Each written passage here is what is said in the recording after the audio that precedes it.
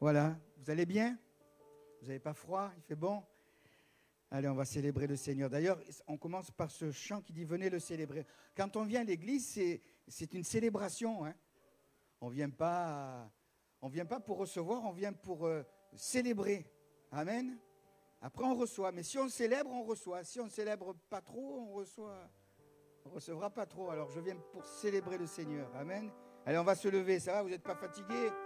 Il fait bon, le soleil brille dans nos cœurs. Gloire à Dieu. Venez le célébrer. Et on célèbre l'amour du Seigneur. Amen. Venez le célébrer. Son grand amour, venez le chanter. Le Fils de Dieu est venu donner la vie. Nous te fêtons, ô roi, car tu nous fais partager ta joie. Et nous offrons en ton honneur un chant d'amour, Seigneur. Venez le célébrer, célébrer, chanter. Célébrer, chanter notre roi.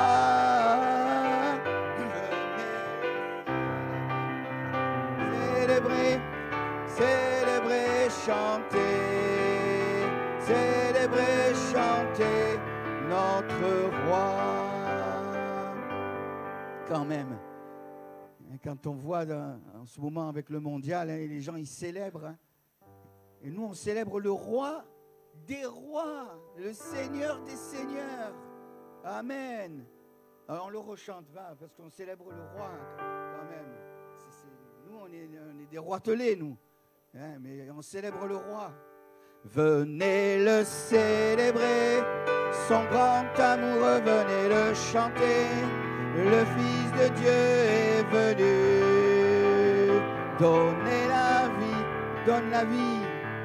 Nous te fêtons, ô roi, car tu nous fais partager ta joie. Et nous offrons en ton honneur un chant d'amour, Seigneur. Venez le célébrer, célébrer, célébrer, chanter. Célébrer, chanter notre roi. Venez le célébrer, célébrer, célébrer, chanter. Célébrer, chanter notre roi. Amen. Je n'ai pas honte de l'évangile. Jésus, vous pouvez vous asseoir, c'est le roi. Est-ce que c'est le roi de votre vie? Il ne faut pas qu'il soit que le sauveur, il faut qu'il soit le roi. Nous apportons dans ta maison. Là aussi, on vient célébrer et on apporte. Voilà, c'est ça la réunion. Hein. On n'est pas des consommateurs, parce que souvent, il y en a qui viennent que pour consommer. On vient pour célébrer et pour apporter. Qu'est-ce que j'apporte? Mon offrande, un pigeon, un agneau? Non, j'apporte ma louange, le chant de mon cœur. Nous apportons dans ta maison. Et on enchaîne avec, j'entrerai dans ces portes. Hein. C'est des vieux tubes, ça. Hein. Nous apportons dans ta maison un sacrifice de louange. Nous apportons dans ta maison un sacrifice d'adoration. Nous apportons dans ta maison un sacrifice de louange. Nous apportons dans ta maison un sacrifice d'adoration. Et nous élevons vers toi un sacrifice de reconnaissance. Et nous élevons vers toi on change, hein? J'entrerai dans ces portes avec la joie dans mon cœur. Je viendrai louer le Seigneur. Je dirai, voici le jour que l'Éternel a fait. Qu'il soit pour nous tous un sujet de joie. Un sujet de joie, un sujet de joie. Qu'il soit pour nous tous un sujet de joie. Un sujet de joie, un sujet de joie. Qu'il soit pour nous tous un sujet de joie. Nous apportons dans ta maison un sacrifice de louange. Nous apportons dans ta maison un sacrifice d'adoration. Nous apportons dans ta maison un sacrifice de louange. Nous apportons dans ta maison un sacrifice d'adoration. Et nous élevons vers toi un sacrifice de reconnaissance. Et nous élevons vers toi un sacrifice de joie. J'entrerai dans ces portes avec la joie dans mon cœur. Je viendrai louer le Seigneur. Je dirai voici le jour, qu'il soit pour nous tous un sujet de joie. Un sujet de joie, un sujet de joie. Qu'il soit pour nous tous un sujet de joie. Ah, un sujet de joie, un sujet de joie. Qu'il soit pour nous tous un sujet de joie. Amen. La joie du Seigneur, elle dépasse même nos épreuves et nos difficultés. Hein. Ça, c'est le miracle, c'est le divin qui vient dans nos vies. Et c'est ce qui peut se passer dans votre vie encore, même si vous passez par des difficultés. Gloire à Dieu. Alors, après avoir célébré, après avoir apporté, on veut remercier, dire merci Seigneur pour la croix. On peut dire que merci Seigneur pour la croix. Hein. Amen. Merci pour la croix, pour le prix payé, car tu t'es donné sans rien retenir. Précieux Jésus, précieux Jésus, ils sont pardonnés nos nombreux péchés, couverts par ton sang, ils sont oubliés. Merci Jésus, merci Jésus, à toi mon amour, tout mon cœur Seigneur. Je ne comprendrai jamais pourquoi tu m'aimes. Tu es mon bonheur, ma suprême joie. Mais voici le plus grand miracle à mes yeux, c'est que je fais ta joie. C'est pour nous guérir que tu as souffert. Tu as pris nos peurs, donné ton amour. Précieux Jésus, précieux Jésus, tout est accompli. Tu as triomphé, tu peux nous sauver si parfaitement. Merci Jésus, à toi mon amour, tout mon cœur Seigneur. Je ne comprendrai jamais pourquoi tu m'aimes. Ma suprême joie, mais voici le plus grand miracle à mes yeux, c'est que je fais ta joie. À toi mon amour, tout mon cœur Seigneur. Je ne comprendrai jamais pourquoi tu m'aimes. Tu es mon bonheur. Mais voici le plus grand miracle à mes yeux, c'est que je fais ta joie. On a du mal à comprendre, hein, l'amour du Seigneur envers chacun d'entre nous. Hein. Est-ce que je fais toujours la joie du Seigneur, hein? Des fois on chante et puis c'est pas toujours évident. Hein. Je veux faire ta joie, Seigneur. Je veux refléter ta gloire et ton visage. Amen. On va prendre un dernier chant. J'aime bien ce chant parce qu'il est question de cri de guerre. Je suis un petit peu comme ça, moi, un petit peu, pas un guerrier, mais bon. Notre kit, vous savez qu'on est en pleine guerre, l'Europe est en guerre, hein, vous le savez. Hein, il y en a qui parlent de la Troisième Guerre mondiale, etc. Je ne vais pas vous faire peur, mais bon. Mais notre cri de guerre, ce n'est pas d'avoir un adversaire humain. Notre adversaire, c'est le diable. Notre cri de guerre, pour nous, c'est de louer le Seigneur. Je m'écris « Loué soit l'Éternel » et je suis délivré. Dites « délivré ». Eh oui, on est délivré quand on le loue. Amen. Notre cri de guerre, à nous, c'est de nous rassembler, de louer et de bénir le Seigneur.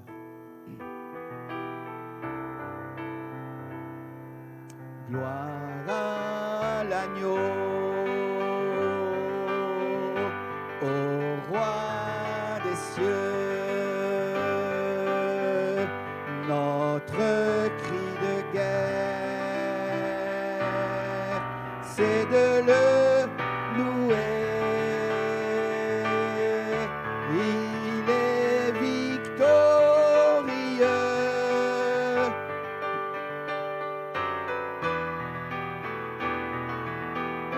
Son nom est Jésus. Il est... Allez les sœurs, les dames. Gloire. Allez.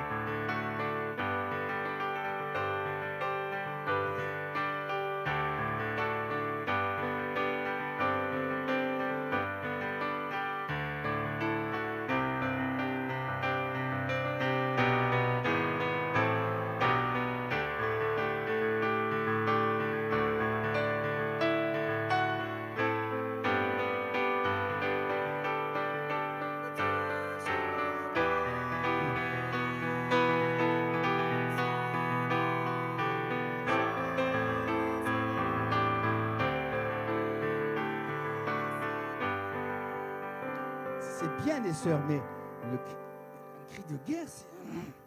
Hein? Allez les frères. Gloire à l'agneau, au roi des cieux, notre cri de guerre, c'est de le louer. Il est victorieux pour toujours. Son nom est Jésus. Amen. Allez, ensemble.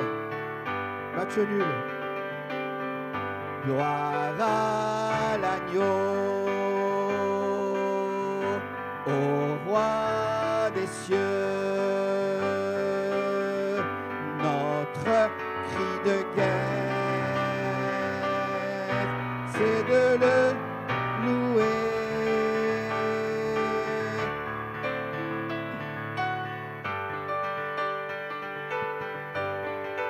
Toujours glorieux, son nom est Jésus, il est Seigneur. Alléluia, on peut le louer tous ensemble quelques instants. Alors on vient de chanter notre cri de guerre, c'est de le louer. Est-ce qu'on peut prendre quelques secondes là où nous sommes à notre place et tous ensemble on veut lever le Seigneur, il est digne de gloire. Alléluia, te bénissons Seigneur, tu es roi Seigneur. À toi la gloire, Jésus. Merci. Oh, nous te bénissons, Seigneur. Tu as donné ta vie pour nous, Seigneur. À toi la gloire. Merci, Jésus. Merci, Jésus. Te bénissons. Alléluia. Nous bénissons le nom de Jésus. Amen. Merci, Jésus. À toi la gloire, Seigneur. Nous bénissons le nom de Jésus, le nom qui est au-dessus de tout nom, le nom qui sauve, le nom du salut, le nom du Sauveur. Alléluia, alléluia, celui qui revient bientôt nous chercher. À toi la gloire, Seigneur, à toi l'honneur. Oh, quel bonheur de te connaître, Jésus. Alléluia, tu ôtes encore le péché du monde. Merci, Jésus. Alléluia, alléluia, Jésus. Alléluia. Alléluia, nous te bénissons, te bénissons. On va le reprendre une dernière fois de tout notre cœur. Gloire à l'agneau, Voilà, on veut le célébrer. Il en est digne, il est présent au milieu de nous. Et encore cet après-midi, dans des moments comme celui-là, Seigneur passe dans les rangs et veut bénir nos cœurs. Alléluia. Il veut peut-être poser sa main sur toi, il veut peut-être se révéler à toi, il veut peut-être guérir ton corps. Alléluia. Parce qu'il est le Tout-Puissant. Amen. Gloire à l'agneau, au roi des cieux. Notre cri de guerre, c'est de le louer. Il est victorieux, pour toujours glorieux. Son nom est Jésus, il est Seigneur. Il est victorieux, pour toujours glorieux. Son nom est Jésus, il est Seigneur. Amen. Tu es Seigneur et nous te bénissons en tant que tel. Si peut-être, Seigneur, cet après-midi, quelqu'un ne te connaît pas, tu le touches. Alléluia. Comme tu nous as touchés à nous, Seigneur. Merci, parce que c'est bon de te louer, c'est bon de te glorifier, parce que tu es le roi des rois, le Seigneur des seigneurs. À toi soit la gloire au nom de Jésus. Amen. Amen. Gloire à Dieu. Alléluia. Ça fait tellement de bien. Comme disait le frère Martinez dimanche matin, il disait, pourquoi on chante? On chante parce qu'il nous a fait du bien. Alléluia. Et c'est vrai, il nous a fait du bien. Si on est là, c'est parce que Dieu nous a touchés. Et on va encore le bénir pour cela. Alléluia. On va ouvrir la parole cet après-midi, quelques instants. Alors, lundi, je priais pour cette réunion. Je dis, Seigneur, qu'est-ce que je dois dire? Voilà, parce qu'on peut toujours prêcher, prêcher. Mais prêcher pour prêcher, voilà, mais la pensée de Dieu, c'est important. Pas toujours évident. Et alors que je réfléchissais, je priais, je dis, Seigneur, aide-moi. Et hier matin, il y a un mot qui s'est imposé sur mon cœur. Alors j'étais un peu embêté. Je dis, Seigneur, qu'est-ce que tu veux que je fasse avec ça? J'avais ce mot, il était fort, il revenait. C'était le mot superstition. Et je voudrais parler cet après-midi de superstition. Ce n'est pas un sujet qu'on aborde souvent. Alors évidemment, je ne dirai pas tout, parce que ce n'est pas en 25-30 minutes qu'on peut dire tout sur un tel sujet. Mais on va essayer de voir quand même certaines choses. Je crois que c'est important d'aborder ce sujet-là, parce que je me suis rendu compte, premièrement, que beaucoup de gens aujourd'hui se disent incroyants, athées, enfin vous mettez le mot que vous voulez, et pourtant ces mêmes personnes qui se disent incroyants, athées, quand vous parlez avec eux, vous vous rendez compte, et c'est surprenant, ils sont hyper superstitieux. C'est bizarre quand même, le vendredi 13, oh là là, pas passer sous une échelle, et le chat noir, et oh là là. Pourtant, on croit en rien, mais alors ça, par contre, on est très, très, très superstitieux jusqu'au bout des doigts. Et puis, vous avez une deuxième catégorie. Vous avez les gens qui ont leur religion, alors quelle que soit la religion, qu'importe. Et puis, des fois, vous parlez avec eux, vous grattez un petit peu et vous vous rendez compte qu'en fait, souvent, le religieux se mélange avec le superstitieux. Souvent, ça va ensemble. Voyez. Alors, avant de lire quelques textes ensemble cet après-midi, j'ai regardé dans le dictionnaire, je ne me suis pas foulé, je suis allé sur... Bon, je ne vais pas dire, je ne vais pas faire de pub. J'ai regardé la définition de la superstition, c'est tout simple, c'est le fait de croire que certains actes, certains signes, on pourrait dire certaines paroles aussi, entraînent mystérieusement des conséquences bonnes ou mauvaises. Alors, je répète, c'est le fait de croire que certains actes, certains signes entraînent mystérieusement des conséquences bonnes ou mauvaises. Et quand j'ai réfléchi à ça, je méditais la parole, je me suis rendu compte que cette histoire de superstition, mais ça ne date pas d'aujourd'hui. De tout temps, l'homme a été superstitieux. Et on va lire, regardez, j'ai choisi, parmi d'autres, j'ai choisi 3 textes là qu'on va regarder rapidement. Et quand je lisais ça, je me disais, quand même, quelle superstition. Vous voyez, derrière parfois du religieux, il y avait beaucoup de superstition. Alors regardez, premier texte, on retrouve de la superstition à l'époque de Jésus. Alors regardez, Marc chapitre 6, verset 56, on est à la fin du chapitre.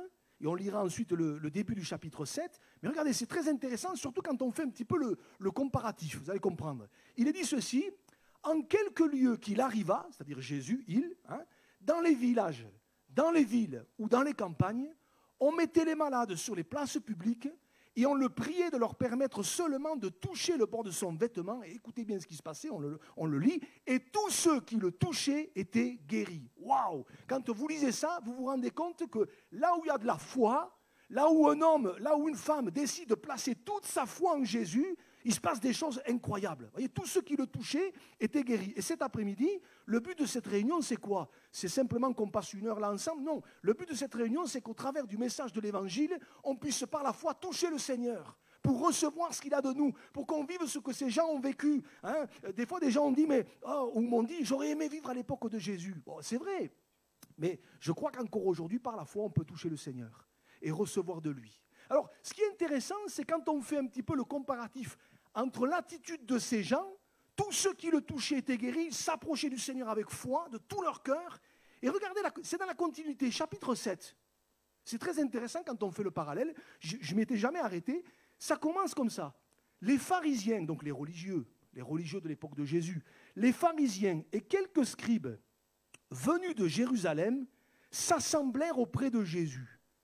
Et j'ai envie de dire, bon, ça part bien, sauf qu'ils s'approchent de Jésus, mais pas comme ceux d'avant là. Pas comme ceux qu'on vient de lire à la fin du chapitre 6. Eux, ils s'approchent de Jésus, mais d'une autre façon, d'une autre manière. Et regardez ce qu'il nous est dit. Regardez un petit peu la façon dont ils s'approchent. Ces religieux, ils virent quelques-uns de ses disciples, des disciples de Jésus, prendre leur repas avec des mains impures, c'est-à-dire non lavées. Bon, se laver les mains avant de prendre le repas, on est tous d'accord. Ça, à la limite, il n'y a rien de choquant à ça. Mais regardez la suite. Or, les pharisiens, les religieux, et tous les juifs ne mangent pas sans s'être lavés soigneusement les mains, conformément à la tradition des anciens. Non pas conformément à la tradition de ce que Dieu voudrait. Vous voyez, ce n'était pas quelque chose que Dieu avait institué, mais c'était la tradition des anciens. Ils suivaient des rites, ils suivaient des traditions. Et regardez la suite, c'est très intéressant. Et quand ils reviennent de la place publique, ils ne mangent qu'après s'être purifiés. Écoutez bien, ils ont encore beaucoup d'autres observances traditionnelles, comme le lavage des coupes, des cruches et des vases d'airain. Voyez ? Et j'allais dire, et le verset 5, il est symptomatique de quelqu'un de superstitieux, quelque part. Il nous est dit, et les pharisiens et les scribes lui demandèrent à Jésus, pourquoi tes disciples ne suivent-ils pas la tradition des anciens, mais prennent-ils leur repas avec des mains impures? Autrement dit, ils ne comprennent pas que les disciples de Jésus ne fassent pas ce qu'eux faisaient, ne pratiquent pas comme eux pratiquaient. Voyez, ne fassent pas certains rites comme eux les accomplissaient. Et ces rites-là, ça n'avait rien à voir avec ce que Dieu avait demandé dans la Torah, dans la loi. C'était des traditions humaines. Voyez, le problème, c'est que quand on lit ça, on sent bien que derrière ça, il y avait du religieux, mais il y avait du superstitieux. Vous voyez, si jamais on ne faisait pas ça, oulala. D'ailleurs, c'est pour ça qu'ils réagissent. Les disciples de Jésus ne se lavaient pas les mains, ils ne faisaient pas tout. On sent que derrière ça, il y a du superstitieux. Et on sait que entre les religieux de l'époque de Jésus et Jésus, ça n'a jamais collé. Ça n'a jamais collé. Pourquoi? Parce que ce que le Seigneur veut, ce n'est pas du rituel. Ce que le Seigneur veut, c'est notre cœur. Alléluia. D'ailleurs, regardez la suite. Qu'est-ce que va leur dire Jésus? Verset 6. Jésus leur répondit, « Hypocrite, Ésaïe a bien prophétisé sur vous, selon qu'il est écrit, « Ce peuple m'honore des lèvres, mais son cœur est éloigné de moi. » C'est en vain qu'il m'honore en donnant des préceptes qui sont des commandements d'hommes. Ce n'est pas Dieu qui a demandé ça. Vous voyez, tout ce qu'il faisait d'une manière rituelle, un peu superstitieuse, même s'il le faisait sincèrement, mais ce n'est pas Dieu qui avait voulu ça. Vous abandonnez le commandement de Dieu et vous observez la tradition des hommes. Parce que ce que Dieu veut, c'est notre cœur.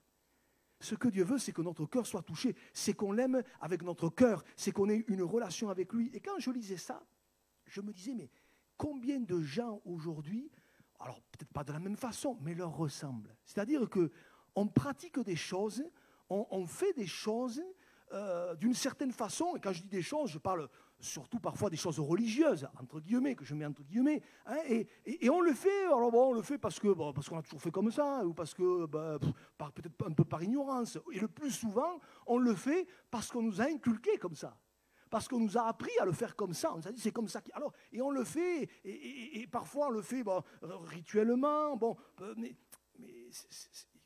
c'est empreint si jamais on ne le fait pas, il y a comme un relent de superstition derrière. Voyez. Donc on trouve là déjà des traces de superstition. Regardez, on va un petit peu plus loin.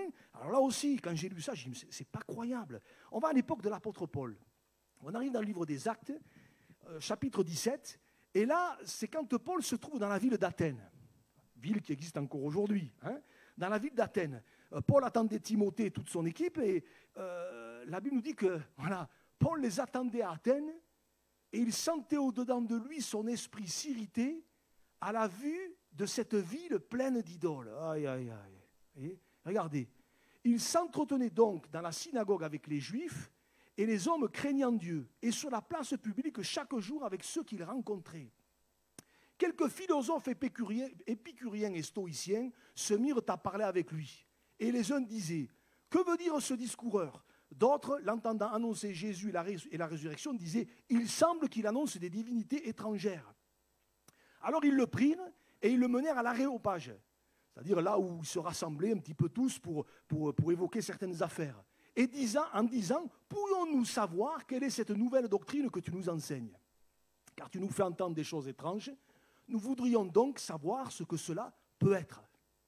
Or, tous les Athéniens et les étrangers demeurant à Athènes ne passaient leur temps qu'à dire ou à écouter des nouvelles. Il n'y avait pas besoin de BFM TV à l'époque. Hein. Là, ça y allait, hein, voyez. Et regardez, c'est extrêmement intéressant là.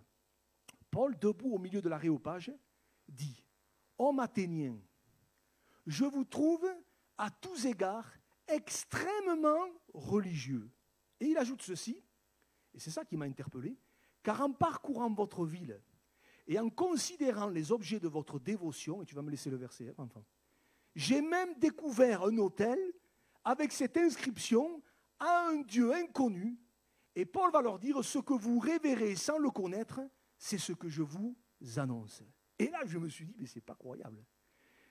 Alors, je suis convaincu, quand Paul leur dit « vous êtes extrêmement religieux », il ne se moque pas d'eux. Il avait senti qu'il avait des gens sincères là, qui étaient là et qui croyaient en toutes sortes de dieux. Alors les uns d'une façon, les autres d'une autre, vous voyez, un peu comme aujourd'hui, quoi, voyez. Mais là où c'est surprenant, c'est que Paul dit, il y a quelque chose qui m'a interpellé. J'ai même trouvé un autel, alors autel A-U-T-E-L, hein, avec cette inscription à un Dieu inconnu.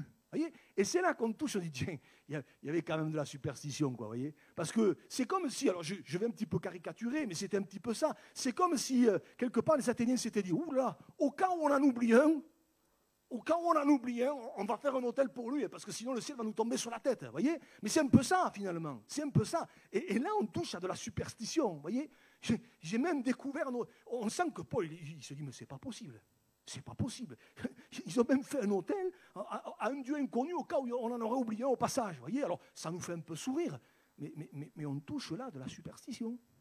Voyez, superstition religieuse, mais superstition quand même. Voyez, et j'aime ce que Paul va faire. Il se saisit de ça, non pas pour se moquer d'eux et les accabler, mais il se saisit de ça pour leur prêcher l'évangile. Alléluia. Ce que vous révérez sans le connaître, c'est ce que je vous annonce. Et vous lirez la suite du passage, Paul va leur parler de Jésus. Il va leur dire, car Dieu, sans tenir compte des temps d'ignorance, annonce maintenant à tous les hommes qu'ils aient à se repentir en tout lieu. Car il viendra un moment où il faudra comparaître devant Dieu. Le jugement va venir. Il va leur prêcher l'évangile. Alléluia. Hein, parce que c'est important. Paul, ce qu'il voulait, c'est qu'ils sortent de leur superstition pour connaître le Dieu vivant et vrai. Alléluia. Et puis regardez, on va aller encore un petit peu plus loin, on va reculer, on va aller dans l'Ancien Testament. Juste un texte, il y en aurait eu d'autres. Mais on va lire celui-là, à l'époque du prophète Élie. Et là aussi, on trouve quand même des traces de superstition, quand même, c'est assez incroyable. Hein. Rappelez-vous ce passage, je vous resitue un petit peu le contexte. C'est dans 1 Roi 18, c'est ce fameux texte où Élie va confronter les faux prophètes de Baal et les prophètes d'Astarté. Il va les confronter.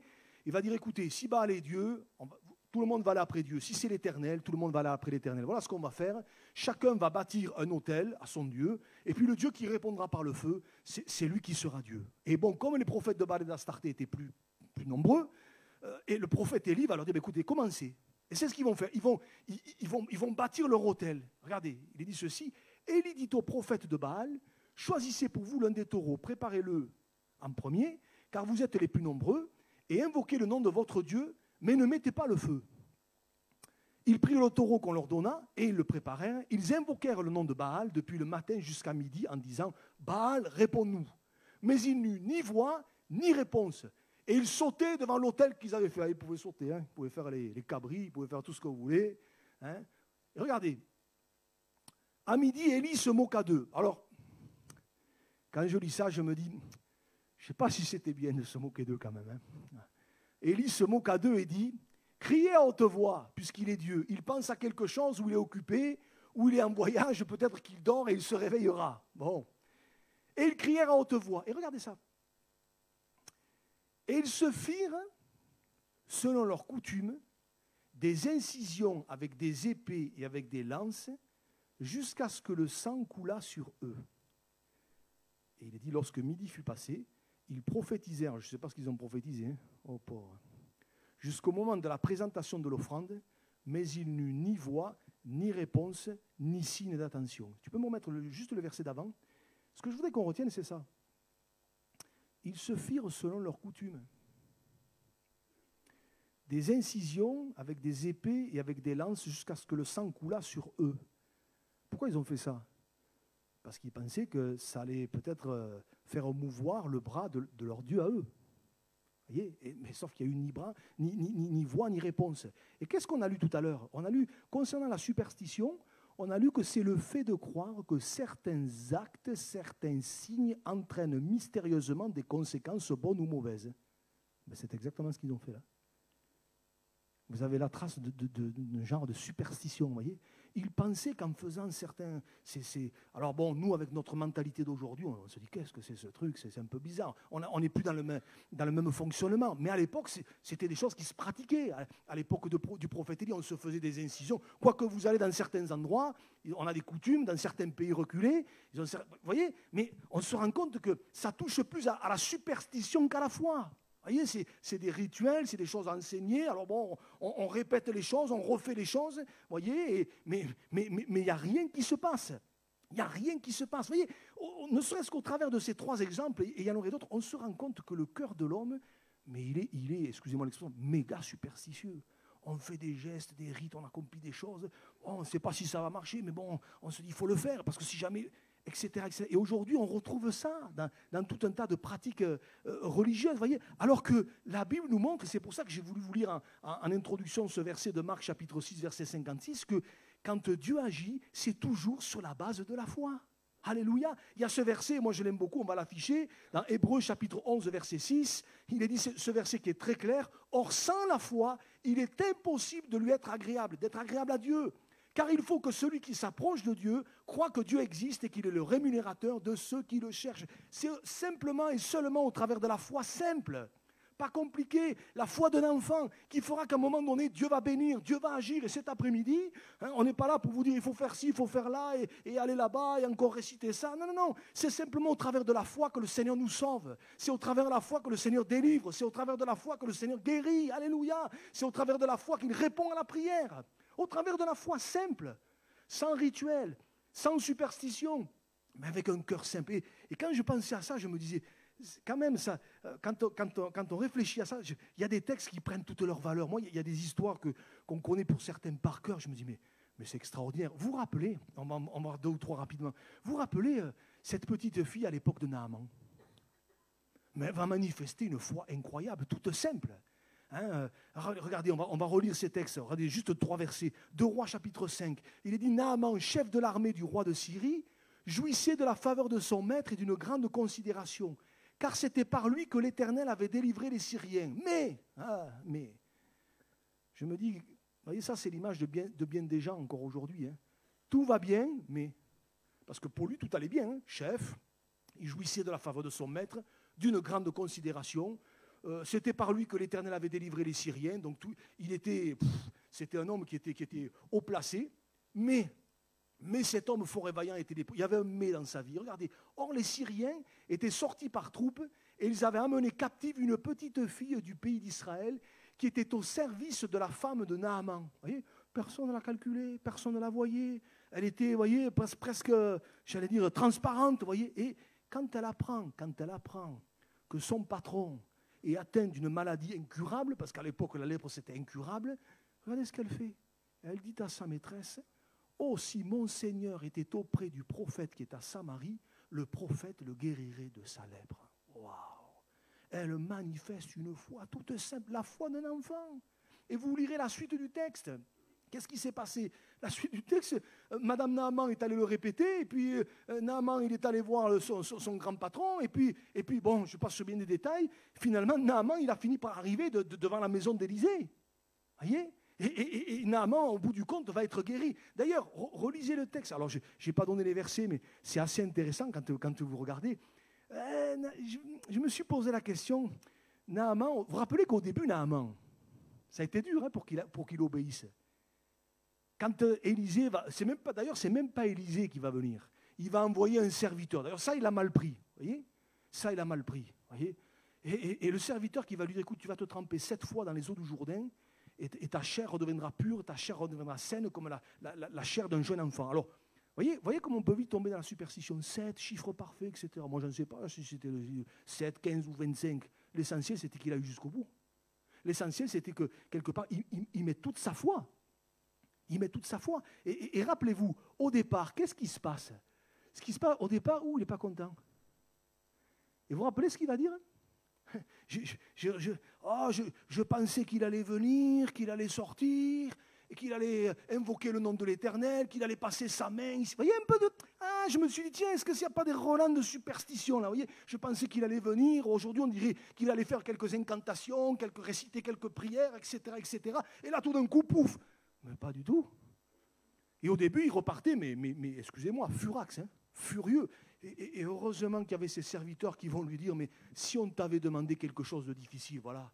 Si le prophète te demandait quelque chose de difficile, ne l'aurais-tu pas fait? Combien de plus dois-tu faire ce qu'il t'a dit? Lave-toi et tu seras pur. Et c'est ce qu'il va faire.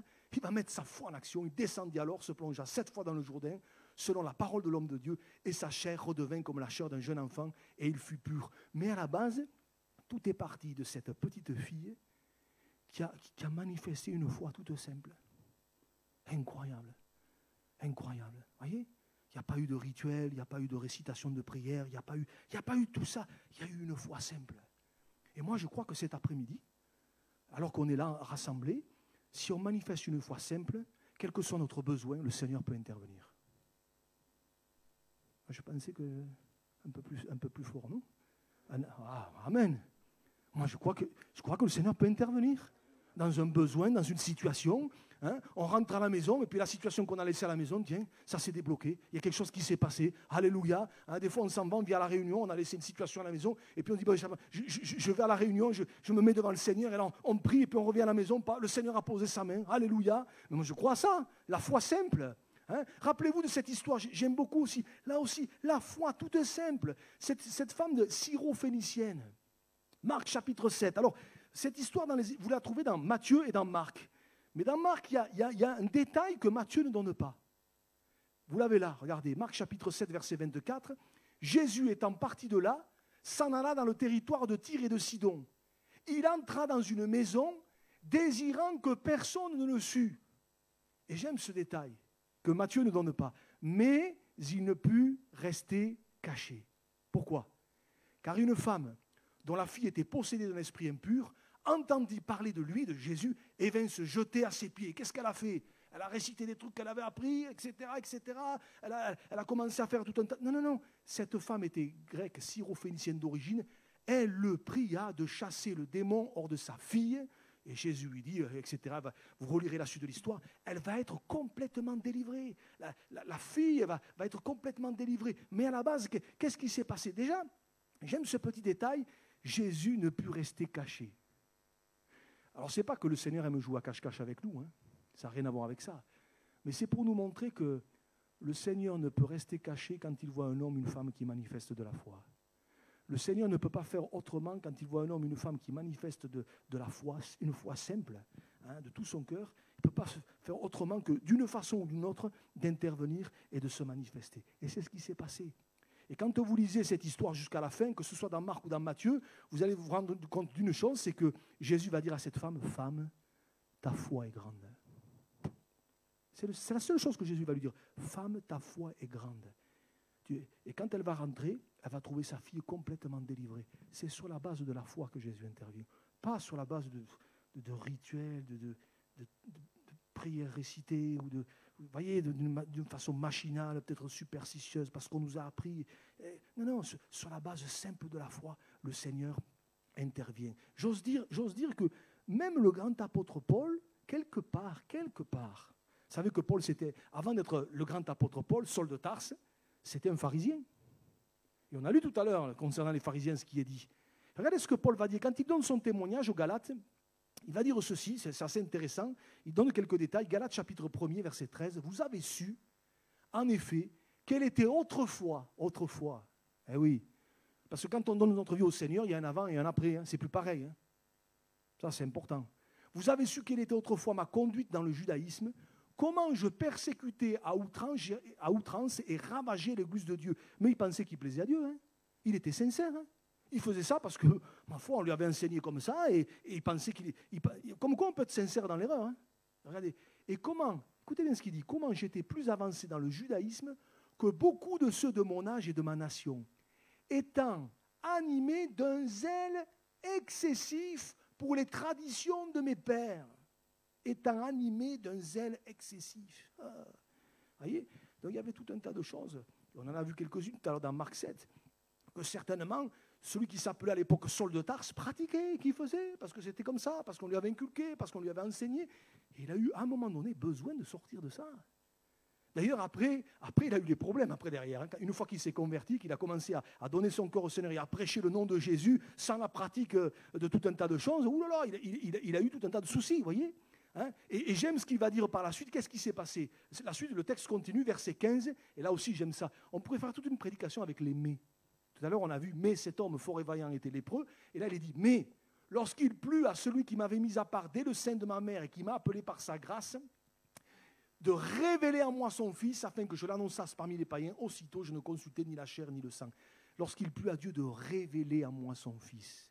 Et quelque part, cet après-midi, j'aimerais dire que ce dont on a besoin, si ce n'est pas fait, c'est d'une révélation de Jésus. On a besoin d'une révélation de Jésus. Tout d'un coup, c'est comme si les écailles tombent. On comprend que Jésus a donné sa vie sur la croix. On comprend que c'est la seule manière d'être sauvé, c'est en réalisant que sur la croix, Jésus a versé son sang pour que mes péchés soient effacés. Et là, on se tourne vers lui. On met de côté tout ce qu'on a appris, peut-être notre passé, nos rituels, peut-être tout ce qu'on nous a inculqué. Et parfois, c'est difficile. Parfois, il y a des gens, et j'en conviens, quand toute notre vie, on nous a dit qu'il fallait faire comme ça, qu'il fallait pratiquer comme ça, et qu'il fallait réciter ça, et qu'il fallait encore faire ça, etc., etc. Et je sais de quoi je parle parce que je sors de ça. Je me dis, mais c'est difficile de dire, ah bon des fois, on se dit, mais c'est plus facile de rester dans ce qu'on a toujours connu que de mettre ça et dire, Seigneur, moi, ce que je veux, c'est de toi dans ma vie. Il y a besoin d'une révélation de Jésus. Et cet après-midi, peut-être pour quelqu'un, c'est l'occasion que Jésus se révèle à toi d'une manière simple, afin que quelque part, comme peut-être tant d'autres au milieu de nous, vous mettiez votre foi dans le Seigneur, toute simple pour dire, Seigneur, sauve-moi, lave-moi, pardonne-moi de mes péchés, fais de moi ton enfant. Alléluia, alléluia. Je crois que ça c'est important, que Jésus se révèle à nous. Béni soit Dieu. Alors maintenant, je vais terminer par là. Ce message, il ne s'adresse pas qu'aux incroyants. Il s'adresse aussi à nous, les croyants. Alors là, je me suis dit, comment je vais dire ça? Parce que un jour, Jésus s'est révélé à nous. Gloire à Dieu. On pourrait chacun rendre notre témoignage. Dire, Seigneur, voilà comment le Seigneur s'y est pris dans telle et telle situation. Le Seigneur a touché mon cœur. Un jour, c'est comme si les écailles étaient tombées de mes yeux. J'ai réalisé ce que Jésus avait fait pour moi. J'ai compris que je n'avais pas besoin de tout un tas de choses qui étaient là importantes pour moi, de tout ce côté religieux, tout ça. J'ai mis ça et je suis venu tel que j'étais au Seigneur et je lui ai donné mon cœur. Amen. Alléluia. Je l'ai dit tout à l'heure, dans 15 jours, on aura un service de baptême. Gloire à Dieu. Et c'est ce qu'on a fait pour la plupart. Un jour, on est passé par les eaux du baptême. On a confessé le nom du Seigneur. C'est nous qui avons fait ce choix, qui avons pris cette décision. Mais je crois que si on ne veille pas, on peut retomber dans toutes sortes de superstitions, même évangéliques. Eh oui. Et je parle, et Marc pourrait certainement en dire aussi autant que moi, mais je vais vous citer 2 exemples tout simples. Tout simples, des choses que j'ai vues. Mais c'est ni plus ni moins que de la superstition. Vous voyez, et pourtant on connaît le Seigneur. Avec la Sainte Seine, le repas du Seigneur, que nous prenons tous les dimanches matins. Alors dans certains endroits, dans certaines églises, c'est 1 fois par mois. Personnellement, ça ne me gênerait pas. Parce que je crois que parfois le problème, c'est qu'à force, on s'y habitue et on fait ça, voilà, on ne fait même plus attention à ce qu'on fait. Tous les dimanches, c'est comme ça. Alors bon, après, chacun a son avis là-dessus. Qu'importe, ce n'est pas ça le plus important. Mais on prend le repas du Seigneur et combien de fois, et ça m'est arrivé plus d'une fois à la fin du culte, un frère et une sœur viennent me voir, me disent « Frère, j'ai pas eu le pain ou j'ai pas eu le vin. » J'ai dit « Alors ?» Ah ben ouais, parce que j'ai été aux toilettes ou le gamin, il a fait et puis j'ai pas fait attention, le truc il est passé, et puis j'ai pas pris le pain. J'ai dit, ben c'est pas un drame. Combien de fois, à la sortie du culte, j'arrive à la fin, les frères rangent, et puis moi, ou j'ai pas eu le pain, ou j'ai pas eu le vin, ou j'ai pas eu les deux, on m'a oublié. Bon, ben c'est pas un drame, ça. C'est pas... Bien sûr que Jésus a dit, faites ceci en mémoire de moi. On se rappelle l'œuvre que Jésus a accomplie à la croix. Mais le fait que si un dimanche ou 2 dimanches, pour X raison, on ne peut pas prendre le pain et le vin, c'est pas un drame, hein, parce que sinon ça devient de la superstition. Et combien de fois à la sortie, frère, oh là là, il ne reste pas du pain à la cuisine. Où on va là? Ça devient de la superstition là. Voyez? Heureusement que la marche avec Dieu, elle ne tient pas à ça, quoi. Voyez? Vous voyez comme quoi, si on ne veille pas, si on veille pas. Un autre exemple, là aussi, l'onction d'huile, c'est biblique l'onction d'huile. L'apôtre Jacques en parle, Jacques chapitre 5, et puis on se rend compte même dans les évangiles que les disciples faisaient les onctions d'huile. Quand vous lisez ça dans Marc chapitre 6, ils pratiquaient les onctions d'huile sur les malades, donc il n'y a pas de problème avec ça. Mais là aussi, combien de fois, à des croyants... alors, excusez-moi, je vais le dire comme ça, mais si des fois j'en laissais faire certains, il faudrait que je leur fasse l'onction d'huile toutes les 3 semaines. Ça devient de la superstition. Vous voyez? Ça devient de la superstition. Et pourtant l'onction d'huile, c'est biblique. Vous voyez? Donc, on a besoin de veiller à ça. Seigneur, ma relation avec toi, ce n'est pas une relation religieuse, ce n'est pas une relation superstitieuse, je dois faire aussi comme ça, parce que si je ne le fais pas, etc. Vous voyez? Mais c'est une relation d'amour. Et c'est pour ça, et je vais terminer par ce verset parce que je l'aime beaucoup, c'est pour ça que, vous vous rappelez, c'est dans le livre de l'Apocalypse, à l'église d'Éphèse, le Seigneur va dire à cette église, je sais que tu ne peux supporter les méchants, que tu as éprouvé ceux qui se disent apôtres, qui ne le sont pas, etc., etc. Il y avait beaucoup de qualités, mais il va leur dire, mais ce que j'ai contre toi, c'est que tu as abandonné ton premier amour. Oui. Parce que ce que Dieu veut, c'est ça, c'est notre cœur. C'est une marche d'amour, c'est une relation personnelle avec nous. D'ailleurs, à la dernière église, l'église de Laodicée, le Seigneur dira, mais je me tiens à la porte et je frappe. Si quelqu'un entend ma voix, ouvre la porte, j'entrerai chez lui, je souperai avec lui, lui avec moi. Parce que ce que le Seigneur désire avoir, c'est une relation avec nous, avec moi, avec toi. C'est ça. Ce n'est pas un truc religieux, ce n'est pas un truc superstitieux. Et on fait ci, et on fait là. Vous aimeriez, vous, moi je ne sais pas, quelqu'un qui vient vous voir et puis... je ne sais pas, pour vous faire des félicitations, vous avez fait quelque chose, il vient vous remercier. Vous aimeriez, vous, qu'on vous récite un truc tout fait, là? Je dirais, tu ne peux pas me parler avec ton cœur? Ça me plaira tout autant. Hein. Voyez, quand on a déclaré la flamme à celui qui est notre conjoint, heureusement qu'on ne lui a pas fait une récitation, quelque chose qui était tout fait déjà. Hein. On lui a parlé avec notre cœur. Mais avec Dieu, c'est pareil. Seigneur, je ne veux pas faire quelque chose de tout près, là, mais je veux te parler avec mon cœur, tu m'as sauvé. Alors des fois, bon, on fait des lapsus, mais Dieu regarde dans notre cœur. Parce que ce que Dieu veut, c'est qu'on l'aime de tout notre cœur. C'est une relation d'amour. Et cet après-midi, je ne sais pas où on en est avec le Seigneur. Je ne sais pas quelque part si les uns et les autres, on a donné notre cœur au Seigneur. Mais si ce n'est pas fait, le Seigneur veut se révéler à toi. Le Seigneur veut non pas que quelque part, on devienne un adepte de l'église évangélique. Mais ce n'est pas ça le plus important. Le plus important, c'est que Jésus soit notre sauveur et notre Seigneur. que quelque part nos péchés aient été effacés, que quelque part notre nom ait été inscrit dans le livre de vie. C'est ça le plus important. Alléluia. Que quelque part on se soit repenti de ses péchés, on ait reçu Jésus comme Sauveur et Seigneur et qu'on marche avec lui de tout notre cœur. C'est ça le plus important. Et les autres, nous qui connaissons le Seigneur depuis des années, Seigneur, je ne veux pas que ma vie spirituelle soit devenue une vie spirituelle rituelle, superstitieuse, mais je veux qu'il y ait toujours la fraîcheur du premier amour. Alléluia. Tu as abandonné le feu du premier amour. Vous savez, le premier amour, en général, il pète le feu. Ça y va. Ben, au bout de 20 ans, 30 ans, Seigneur, je veux t'aimer de la même façon. Je veux t'aimer de tout mon cœur. Et je veux pas du superstitieux, du religieux, je veux pas tout ça. Seigneur, je veux vraiment, Seigneur, une relation de cœur à cœur avec toi. Je ne sais pas où on en est avec le Seigneur les uns et les autres, mais que quelque part, Dieu nous aide. Seigneur, je ne veux pas quelque chose de superstitieux. Seigneur, il n'aime pas ça. D'ailleurs, c'est parce qu'il attend de nous. Il attend tout notre cœur. Alors, on va prier le Seigneur, les uns et les autres. Et même nous, les croyants, demandons au Seigneur de nous aider à avoir une foi simple, renouvelée. Alléluia. Seigneur, je veux t'aimer de tout mon cœur. Alléluia. Je veux me réjouir parce que je te connais. Alléluia. Je veux avoir une relation avec toi encore pleine et entière. Alléluia. Seigneur, cet après-midi, je réalise encore au travers de ces quelques textes que, Seigneur, ce que tu veux, c'est un cœur à cœur avec nous. Ce que tu veux, Seigneur, c'est une relation d'amour entre toi et nous. Merci parce que, Seigneur, ta parole dit que tu as prouvé ton amour en ce que lorsque nous étions des pécheurs, Christ est mort pour nous. Alors, Seigneur, de la même façon, nous voulons t'aimer de tout notre cœur. Seigneur, je te prie cet après-midi, afin que si quelqu'un ne te connaît pas, il puisse recevoir, Seigneur, cette révélation de ton amour manifesté à la croix, que les écailles tombent des yeux, Seigneur, afin que vraiment, Seigneur, il se passe quelque chose. Seigneur, pour nous qui te connaissons depuis des années, que tu nous aides à marcher, Seigneur, dans la simplicité de la foi, avec cet amour renouvelé pour toi. Seigneur, nous ne voulons pas être des tièdes, nous ne voulons pas être froids, mais nous voulons être bouillants pour toi. À toi la gloire, comme le Marc le disait tout à l'heure dans les chants. Seigneur, nous voulons te célébrer de tout notre cœur. À toi la gloire, Seigneur. Bénis nos cœurs et nos vies, Seigneur, que vraiment nous te servions et nous marchions avec toi de tout notre cœur. Au nom de Jésus, au nom de Jésus. Alléluia. On va rester quelques instants dans la prière. Voilà, et peut-être par rapport à ce qu'on vient de voir, peut-être pour un autre sujet, si quelqu'un a besoin de la prière, on va faire ça simplement cet après-midi. Levez-vous votre place et on va demander au Seigneur de vous bénir, de vous aider. Alléluia. En se levant, c'est un pas de foi. Je dis, Seigneur, je me lève parce que j'ai besoin de toi. Alléluia. Je me lève parce que, Seigneur, je veux que tu poses ta main sur moi. Je me lève parce que, Seigneur, je crois que là où je suis, tu peux bénir ma vie. Et quel que soit le besoin, quelle que soit la situation, on l'a vu tout à l'heure, la foi simple.